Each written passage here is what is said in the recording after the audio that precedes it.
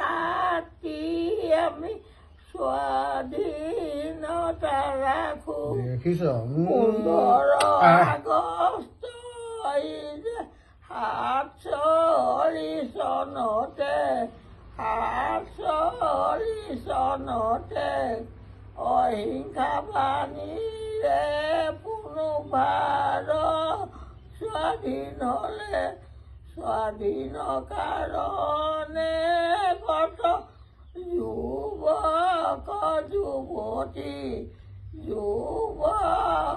যুৱতী এই নিজ মত দেহা স্বৰ্গ কুশলিলে কুশল কোঁৱৰ কনক লতা ভোগে চৰিয়া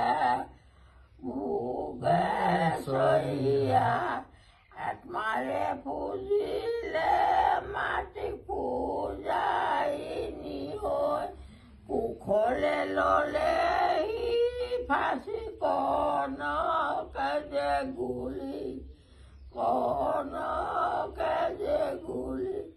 এই নিজ মত দেহা স্বৰ্গ কুশলিলে।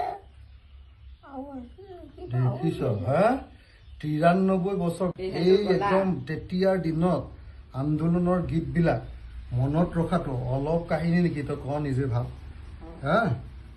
আমাৰ ভাৰতৰ স্বাধীনতা আন্দোলনত কমিউনিষ্ট আন্দোলনত বা খগেন বৰবৰুৱাৰ লগত গৈছিলে।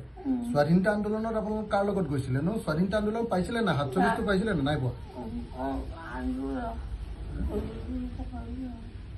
নাই পাহৰিলে ন? কাৰ লগত ফুলো ক সেয়া হৰিনাৰায়ণ বৰুৱা লগত চাকৰি মই পাইছিলো। হৰিনাৰায়ণ বৰুৱাৰ লগত মই ঘূৰিও ফুৰিছিলো। গণহাতিকা জীয়াকে মই হৰিনাৰায়ণ বৰুৱা গাড়ীতে ফুৰিছিলো। ডাঙৰ মানুহ চবৰ লগত ফুৰিছো।